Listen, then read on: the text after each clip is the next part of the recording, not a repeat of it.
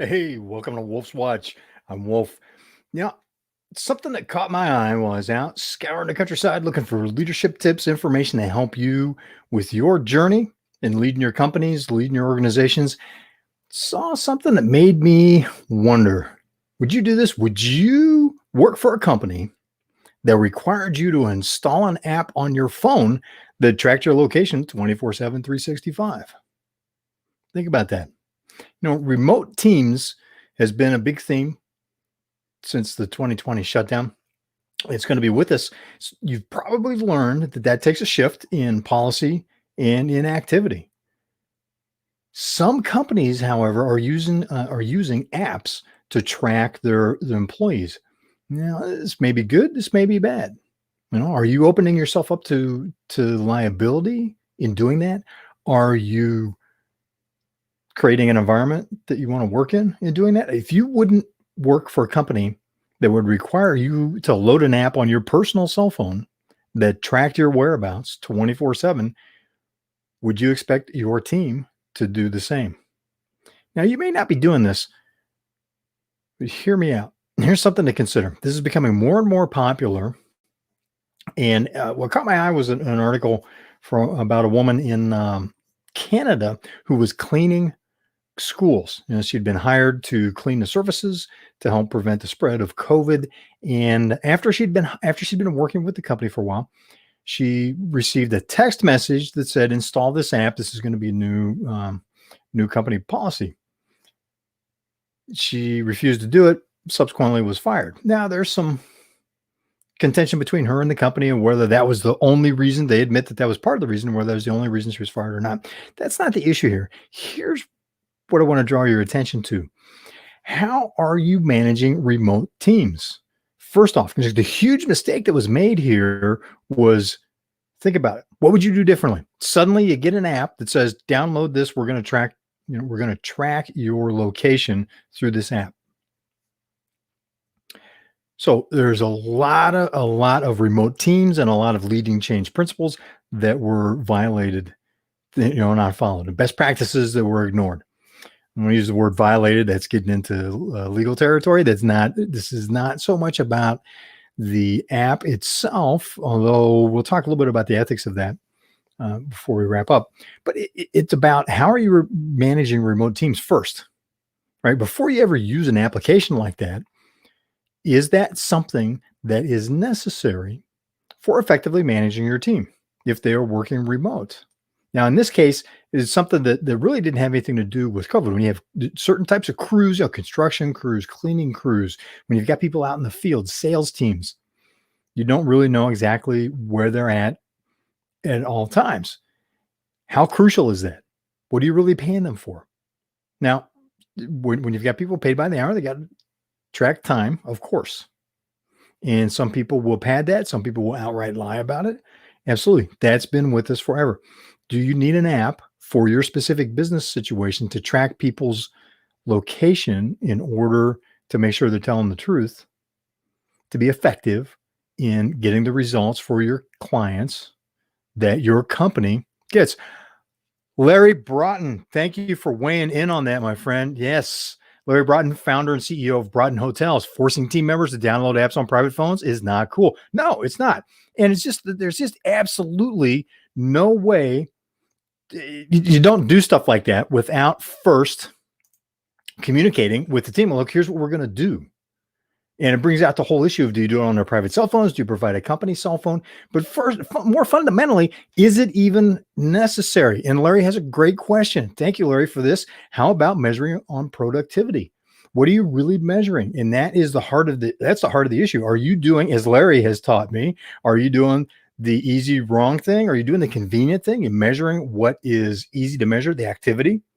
Or are you going through the hard work of figuring out what is it that's really important to measure in order to get results, including the results? So in this person's case, you get somebody that's cleaning, and do you need to track when they walk onto the property and when they walk off through their cell phone to know that they did the job you paid them for? And again, understand, if you're paying by an hour, that creates some clock in, clock out issues. There's other ways to track movement. As Larry, I'm gonna show us again. Larry, thank you for joining us. Sure, there's ways to track movements in vehicles. You can do that. There's other ways to track if necessary, but it comes back to the fundamental question: are you measuring the right things? The metrics are one of the hardest things to get right. There's so often, I saw this in manufacturing. I started my career out in manufacturing, and we spent millions of dollars, particularly on military equipment, in inspecting solder joints to make sure that we had a good solder connection, so that it had to give a good electrical connection, so that the unit would work in some pretty harsh environments. Because sometimes you go, like, take an aircraft, right? You can be sitting on a runway in a hot, damp, tropical environment, and several minutes later be at 30, 40,000 feet in an extremely freezing cold, dry environment. Gives you an opportunity for ice, all kinds of stuff. So there's lots of vibration. There's lots of external stuff. So you need a mechanical connection as well, so that the wire doesn't come disconnected from the board, from the circuit that you need it connected to.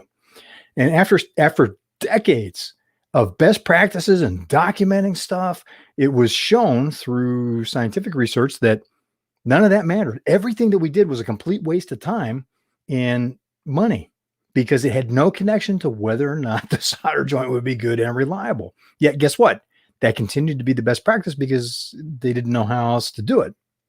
Plus, you had thousands of people employed being inspectors of hardware and electronics. So it created this conundrum. You've got this challenge of, is that the easy thing to measure? Or is it the thing you really need to know in order to be effective in business and to effectively lead the business? Here's another thing to consider.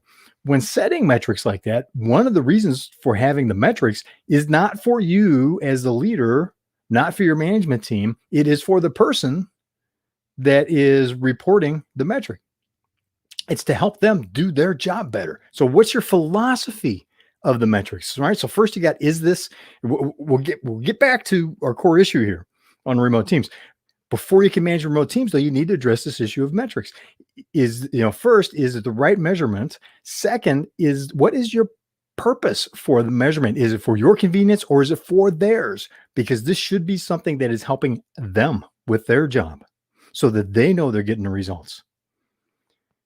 Think about that. So now you've got this remote team. So how do you check in? In 1990s, I was involved with running corporate level teams at a Fortune 100 company, right? We had 65,000 people throughout the United States in multiple locations, multiple business units, many of which had been acquired. And I cough when I say that, integrated into the company, which they weren't. That's a whole nother topic for another time. So that we had to have on these teams doing stuff above and beyond their job. We didn't have any of the tools like we have today, like Zoom and cell phones and all that. This was, we had cell phones in the 1990s, but it was a completely different system. We didn't have the smartphones. You couldn't do a video chat with somebody over lunch. And being able to stay in contact with those folks, to be able to do updates, to maintain the relationships was really difficult. It was really difficult. If you've been watching Wolf's Watch, you've probably heard me say this before. One of the lessons that came from that was we needed to get everybody together for a couple days of face-to-face meetings in order to maintain the relationships, the interpersonal relationships, so that we could be effective at what we were doing. This still holds true with your remote teams. How are you managing those relationships? I understand this isn't getting to the tech issue and ethics of how, do you use these kind of apps? This still goes back, it's more fundamental. How are you managing, how are you leading your remote teams? And how do you define remote teams? If you're watching this, you very likely may have a company where you've dealt with having to supervise, manage people that weren't in the same room, same building, or even on site where you work, same campus. They're in another location. They're out in the field. How did you do that? Did you have the right metrics on that, or do you have the convenient stuff? Is it getting, in the case of this gal that refused to download the app and subsequently lost her job, is it the thing that helps her get the building clean as your client is paying you for and as you've hired that person to implement for you? Or is that something that's more of a convenience? The way it's being done? Is it just easier to have them download the app? Now, that gets into the ethics of what do? Do you provide them with a phone? Do you have the right to ask them? And a key question I want to come back to is, would you work in that environment? If not, why would you ask other people to do that? Not good, right? So here's something else to consider. Does this increase or decrease your liability? Now, if you've got evidence that they are actually where they're at when they say they were, when they're following time card when they're getting paid. So that reduces the liability of someone lying or padding their time card and getting paid for work they're not doing. Does that increase the liability, though, that if the data gets breached and used for some, who knows, nefarious or not activity, but just there's a data breach, as we've seen with Facebook? Look what happened to Facebook. Over 500 million users had their data stolen from Facebook because someone hacked Facebook's security, whether you consider it adequate or not. Someone got into Facebook, took all that personal data. So that included emails, phone numbers, addresses. What's your downside liability if something like that happens? If someone's able to track where someone was located and something happens, heaven forbid that a stalker uses that, right? If you haven't dealt with stalkers, trust me, that's not in a situation that you want to get involved in, especially something you don't want to expose your teams to. So now that's an extreme example. It still comes back to data breaches happen a lot. Do you understand what, if you're requiring the use of an app like that, is it clear what your policy is, how you're managing it, and the app that you're using, what they do with that data, how they store it? We're getting some great comments from Larry Broughton here. So let me put this back. So to manage remotely is something that Larry shares as best practice that he does with his company. To manage remotely, we do morning stand-ups via video to quickly share daily gratitudes and goals for the day. What a great way to maintain the relationships, to make sure everybody's, have a morning meeting. It's like, great. So now we do it virtual. It's a great way to do it. A best practice. Is that something that you're doing? And, do you have the tools to do that? And also, Larry, we know when folks get caught cheating on hours, et cetera, then disciplinary action must be taken. Absolutely. Then it must be swift. You catch somebody padding a time card, can't have that. But it comes back to when being implemented, whatever the system is being implemented, and this app got me thinking about this and wanted to have a chat with you about remote teams. When it's being implemented, are you doing the things that need to be done to correctly implement a change? Are you announcing it in advance? Are you doing a Q&A for people? And what happened with this gal in the case study article that I read, where she said, no, I don't want to do that. It was, all she got was a text that said, here, load this on your phone. This is going to be the new company policy. We're going to do things this way. No other information, no opportunity to ask questions. There was no training. It wasn't clear if the company had investigated, how the service provider, how the developer of the app, managed and stored data. The app developer said, well, the data belongs to the client company, but the app stores the data somewhere in the cloud, or does it not? Those questions were left open. So employees are going, well, now wait a minute. What happens with this? What is being stored? How's it actually being used? How's my employer using it? How is the company that's providing the app service using it? What protections are there? What data about me is being stored? Where's it being stored? How's it being protected? Those are legitimate questions and could easily have been addressed if the company that implemented this would have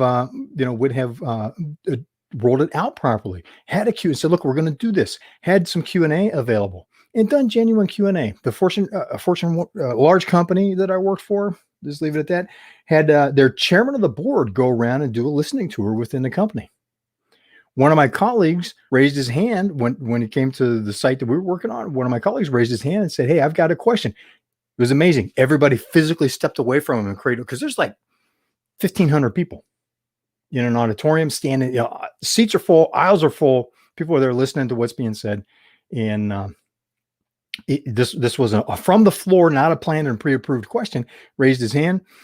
Brilliant technical mind.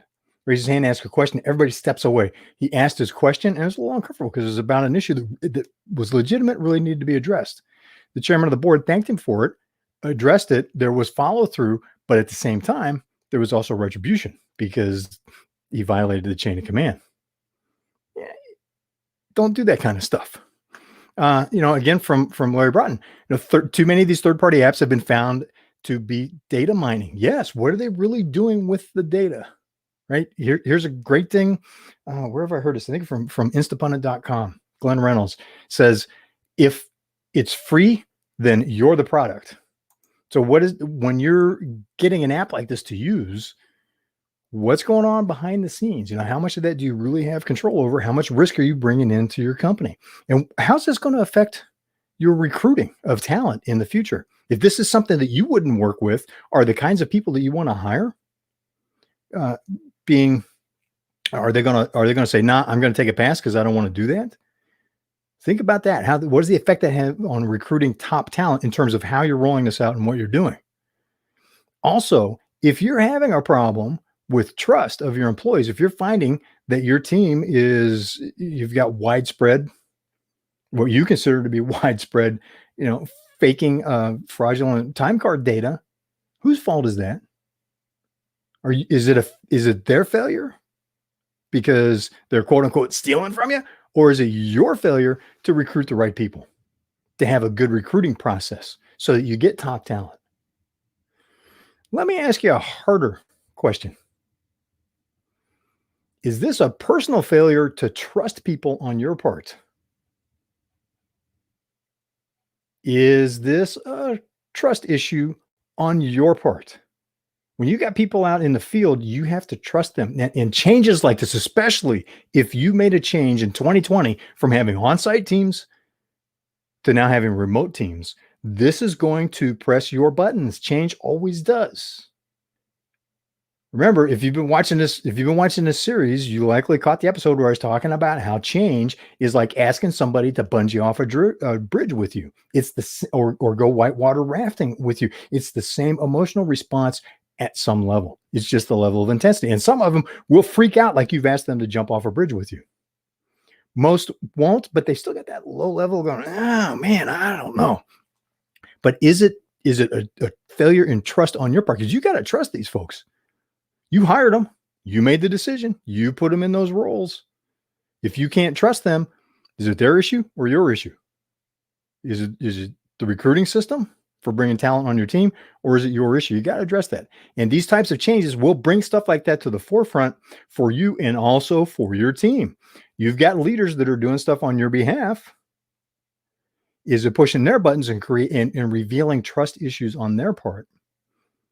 Right? Because part of your issue, you need to develop other leaders. Even if you're a solopreneur, you've got your network of people that you're working with to make your business happen. You still need to have that perspective. If you really want to knock it out of the park, you will learn to develop a perspective of you are developing those leaders as well, just as if they were on your payroll. Because someday you'll grow large enough that you'll have people like that on your payroll. Maybe even some of those people will become joint venture partners, maybe mergers, maybe you'll buy them. Maybe they'll jump over to your team. Yeah, exactly. Larry Broughton, innovation is impossible without change. And change brings a lot of emotional issues to the table. Crystal Meizner, thank you so much for joining us. Here's one. I know folks who use Waze. And I've heard Waze is a great case study for gamification. Yukai Chow uses that in his gamification book and on his Octalysis website. But here's the thing, and don't realize that it's track your friends features means that any of your contacts could track you, even your boss, because you have his or her cell number in your contacts. She used that app for a while, found that out, and then dropped it. See, these are the things you gotta watch the fine print. It's very difficult to read through the fine print on a lot of software, apps, websites. Think about reading. Have you actually read in detail everything that Facebook has in their terms of service? Have you read everything that Google has in their terms of service? Think about that. You need to know those when you're bringing these types of things into your business, because what happens if you have someone load an app that accesses some single mom's contacts and she has her kids in there and some information about her kids gets out and posted someplace? Even if it's not for nefarious use, that's still pretty creepy and can have ramifications. We're in a downside liability again. Problem is that can have very sick, nefarious ramifications if that becomes available. Now somebody can track where her kids are. Think about that. So what kind of liability are you opening yourself up to? How deep are you really digging into this stuff to prep for it? Last thing to consider, point 4. What kind of culture are you building in your company? What values do you claim to be running your company, building your company on? And is this consistent with those values? Right? Culture follows your values will drive your actions. Actions creates culture. Right? What behavior you allow in your company creates your company culture. How is this going to affect it? When you make a decision like this using an app or any other policy change, control, it's not a simple issue. The more people you got involved, the more complicated it gets. So think about that. What values do you state in our, because people are watching you. You live in a fish, this, you're a leader, you live in a fishbowl. People are watching. How is that going to play out for you? Is this something that's inconsistent, and will it have a big negative effect on the culture of your company? That is something that can be slow, insidious, and long term. You may not even notice the change until it has so much momentum that it is creating a house on fire level problem that now is extremely difficult to put out because it's built a lot of momentum over a long time and kind of stayed under the radar. You need to be careful about that. If you can't answer the question, would I work under these conditions, with a big, oh yeah, of course I would, then warning, danger, Will Robbins. This is something that means you need to stop, think about it, and really do your homework and get your advisors around you, get your team involved, and see, is this the right thing? Are we focused on the right issues for the right reasons and taking the right action? And there's a quick model for you, bonus tip. So just think about this. On remote teams, remote teams will reveal weaknesses and concerns that people have, because now they're dealing with people at a distance. They're not looking across the wall. There's the social aspect of work.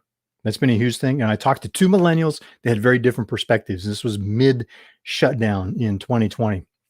One worked from home and said, hey, you know what? This hasn't affected me that much. I like working from home. I've been working from home anyway. And it's not really that. I don't like going out that much, to be really honest.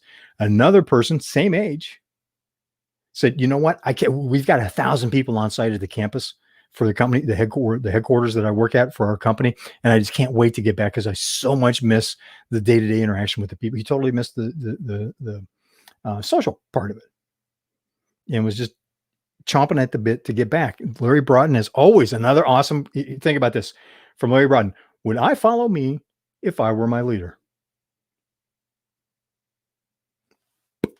Mic drop right there. Boom. Would you follow you if you were your leader? And guess what? You are your leader. Self-leadership is the beginning of leading others. If you can't lead yourself, if you don't want to follow yourself, you got some work to do, because ain't nobody else going to follow you. And the ones that will, the ones that you want to follow you, probably won't. And the ones that will may very likely be ones that you don't want following you.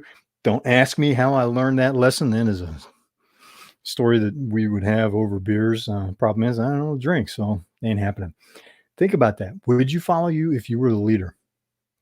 So just real quick recap on this. This is really about remote teams, but the topic is using an app that's tracking the location of your team members. So think about this. First, is this the measures, the metric that you're tracking, in this case, location, is that a necessary metric, or is it just being lazy because it's easy to measure? Is it really giving you an indicator of the result? Is it a KPI, key process indicator, or key performance indicator?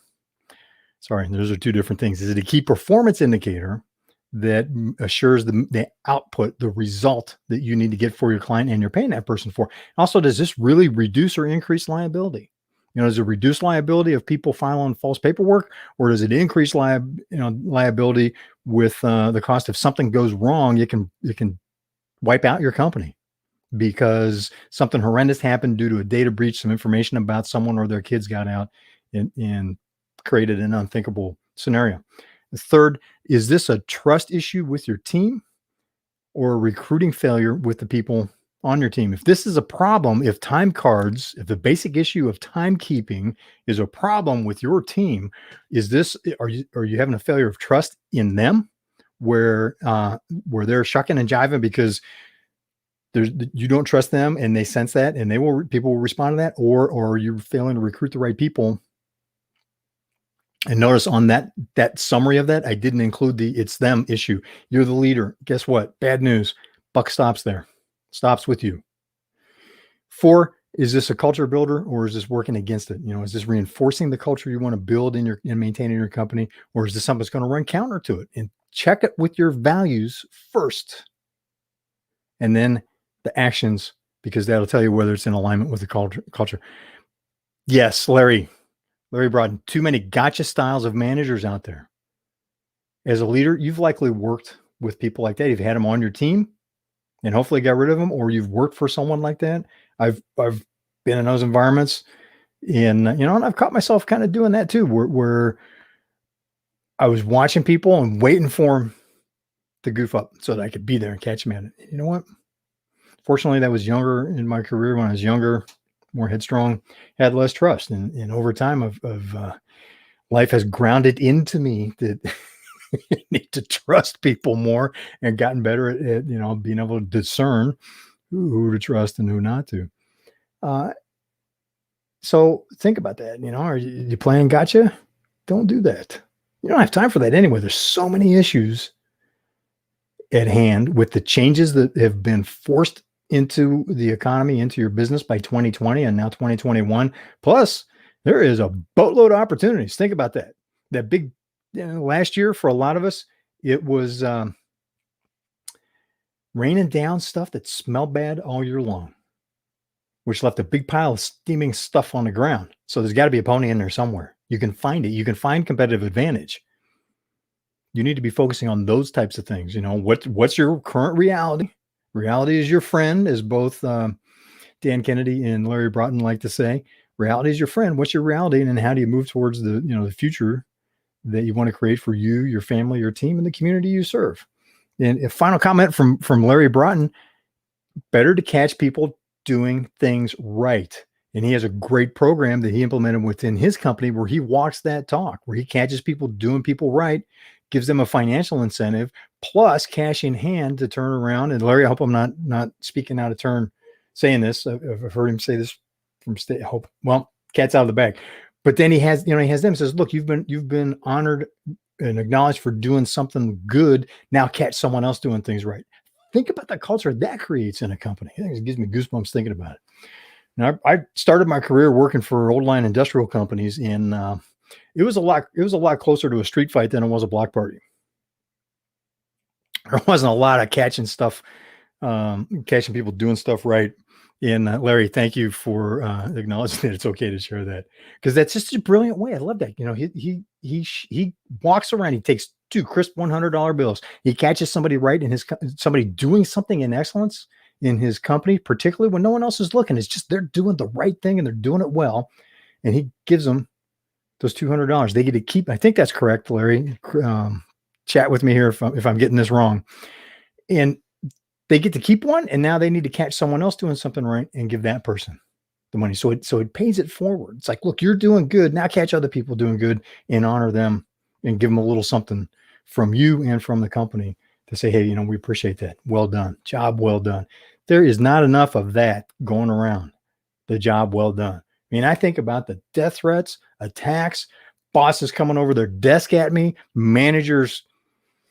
Just, you wouldn't believe me if I told you some of the tale. Well, I do tell them. A new book that's coming out in May talks a little bit to one of those instances. But the crazy stuff that I have seen happen in businesses that were distressed. I spent a lot of time working with distressed companies. Most of them aren't around anymore. It's like a turnaround expert told John Maxwell, to his surprise, that the first thing they do is fire the leadership team. We're going to turn around the company, and because, quote, if they're any good, they wouldn't be in this position to begin with. So I saw a lot of that firsthand, and was the problem in some cases too. To full disclosure, when I was younger, thought I knew everything. Even when I knew I didn't know, I didn't care. I charged ahead anyway, because that's just what some of us do when we're young, right? And life kind of grinds that out of you a little bit, and gets some learning. Hopefully I've gained a little bit of wisdom that I can share with you, because as we get older, sometimes, age and wisdom don't come together. It's just age comes. So think about that. But because, again, want to kind of be playful with this. At the same time, it's a very serious topic. How are you managing remote teams? Are you making crucial mistakes?